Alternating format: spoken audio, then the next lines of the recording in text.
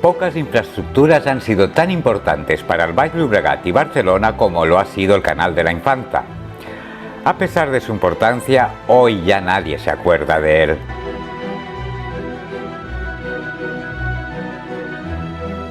Esta es su historia. Al final del vídeo veréis tomas falsas. Durante el siglo XVIII, la agricultura del tramo final del río Llobregat estaba basada en cultivos de secano. Viñas, trigo, avena, cebada, higueras, manzanos. En la zona de la Marina de l'Hospitalet y Sants se sembraba cáñamo y lino para elaborar cuerdas y tejidos que se vendían sobre todo a la Marina Real.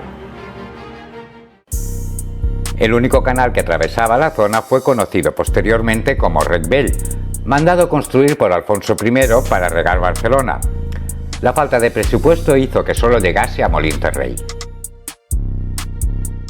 Tomaba las aguas del río mediante un azud. Junto al canal se instalaron varios molinos harineros. Alrededor de esta acequia nacerá años más tarde la población de Molins de Rei. El río Llobregat era la frontera del ejército napoleónico que se parapetó en el margen izquierdo.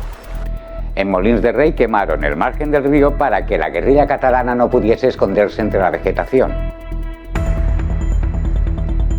Eso y la fuerte sequía de 1812 hicieron que la zona de la Marina quedase prácticamente despoblada.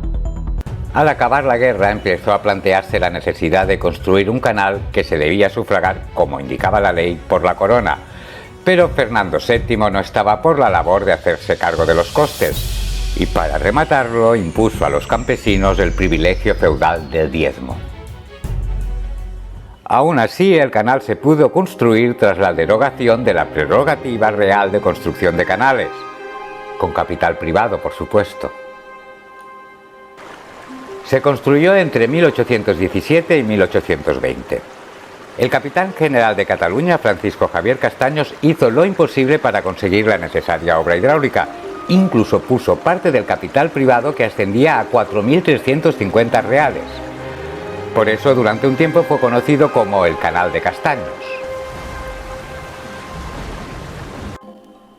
Del proyecto se hizo cargo el ingeniero y agrimensor Tomás Soler Ferrer.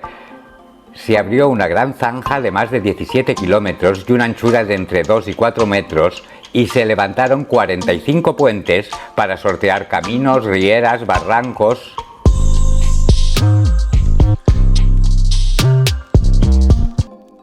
Incluso tuvo que hacerse un tramo subterráneo de casi 800 metros bajo el casco urbano de Sant Feliu del Llobregat.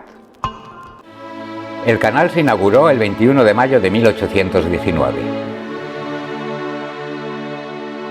Llegaba hasta l'Hospitalet. Un año después se acabó el tramo desde la villa hasta el Morrot.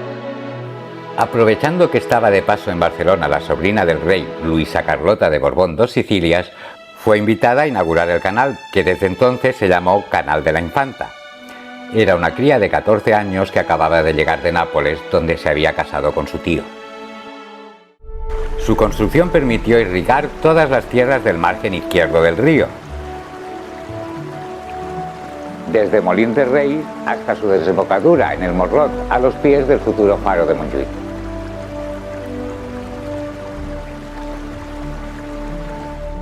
Junto al canal se asentaron pequeñas industrias.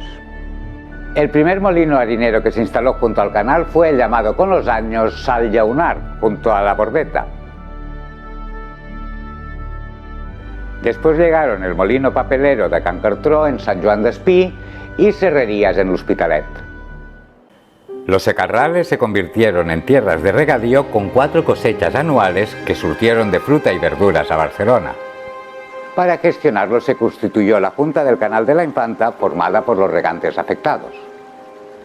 Los regantes de la parte derecha del río decidieron construir su propia acequia, el llamado Canal de la Derecha, para regar las tierras entre Sant Vicenç dels Horts hasta el Prat del Llobregat.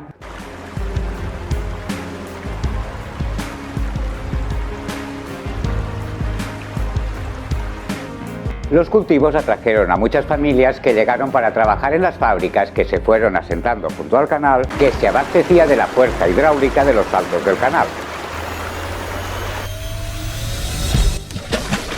Desembocaba en el mar después de cruzar varios términos municipales. desde Molins de Rei, donde estaba la Casa de las Comportas, y por Can Batlló entraba en la Villa de Sants para desembocar junto al faro del Morrot. Las exposiciones de Barcelona de 1888 y 1929 atrajeron a muchos emigrantes atraídos por la oferta de trabajo. Cornellà pasó de unos 2.000 habitantes a 7.000. L'Hospitalet de casi 5.000 habitantes a 33.500. Alfonso XIII le concedió el título de ciudad, como propina tras la brutal expropiación de la zona franca. Los payeses se forraron con las exportaciones de sus verduras a los países aliados y a los alemanes durante la Primera Guerra Mundial. Fue cuando se conoció a todas esas tierras como la Huerta de Europa. En 1936, de las huertas regadas por el Canal de la Infanta salían diariamente 100 vagones de lechugas y 40 de alcachofas para la exportación. El aislamiento de la España franquista acabó con las exportaciones. Casi toda la producción se destinó al consumo interno de Barcelona.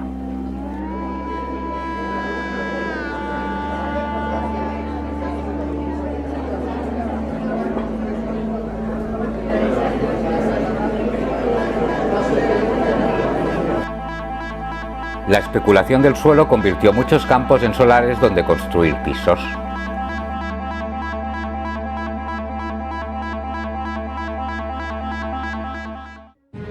En 1940 se empezaron a cubrir algunos tramos del Canal de la Infanta. Fue cuando se abrió la calle de la Mare de Déu del Port.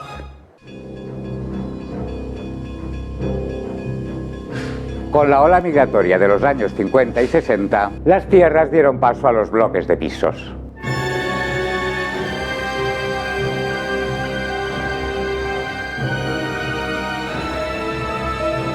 Los ríos y canales de alrededor de Barcelona se hicieron servir como alcantarillas.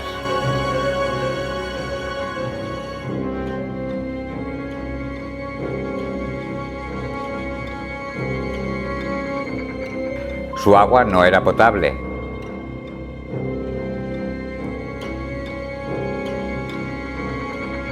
Tuvieron que desviar el río Anoia y la riera de Rubí para mejorar las aguas del Llobregat, que se utilizaban como agua de boca para Barcelona. El canal se había convertido en una cloaca a cielo abierto. En 1978 los bienes y derechos del canal del Rei Mora, del Rec Vell y del Canal de la Infanta pasaron a ser de titularidad pública. Para acabar con los malos olores y las aguas residuales, se cubrió el canal para siempre.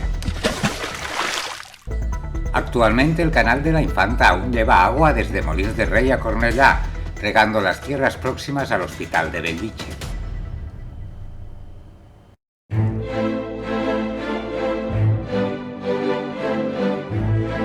Esta historia es fruto de la colaboración de Barcelona Memory con el canal de YouTube de Irineu Castillo, Memento Mori.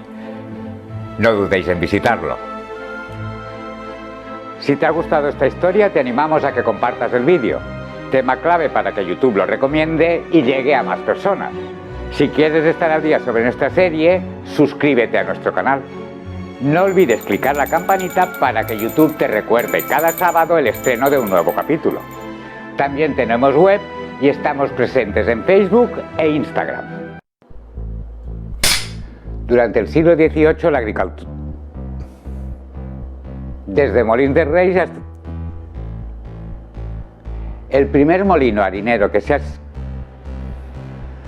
Los regantes de la parte que se abastecía de la fuerza hidráulica de los saltos del canal. Los payeses se forraron con las exportaciones de sus... ¿Qué? Los payeses se forraron con las exportaciones de sus verduras. Los payeses se forraron con las exportaciones de sus verduras.